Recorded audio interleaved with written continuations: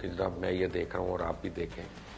अब मैंने उसके मतलब स्टडी किया कि मैं ये पता करूँ कि सीरीज़ में ऐसी चीज़ क्या है कम से कम कि लोग इसमें खिंचे चले जाते हैं। खिंचे, अब तो 700 एपिसोड हो गए और 700 एपिसोड भी देखने की हिम्मत होती है। इधर तो चंद एपिसोड के बाद हमने दानिश को मरवा दिया था क्योंकि उससे ज़्यादा दानिश नहीं चल रहा था हमारे से। लेकिन अब हो क्या रहा है?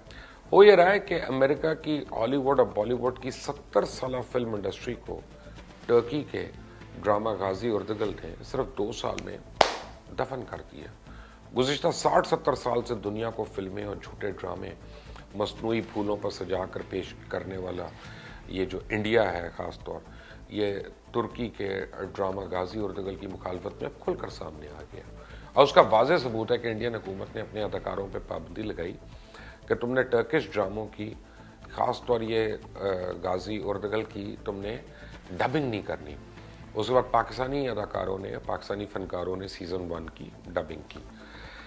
अब भारत में इस ड्रामे पे पाबंदी लगाने और डबिंग से रोकने की एक वजह तो यह है कि टर्किश ड्रामा सीरीज़ जो है वो मकबूजा कश्मीर में बहुत मशहूर हो रही है और भारत को खदशा है कि इससे कश्मीर में आज़ादी की तहरीक को मज़ीद हवा मिलेगी, चूँकि वादी को लॉक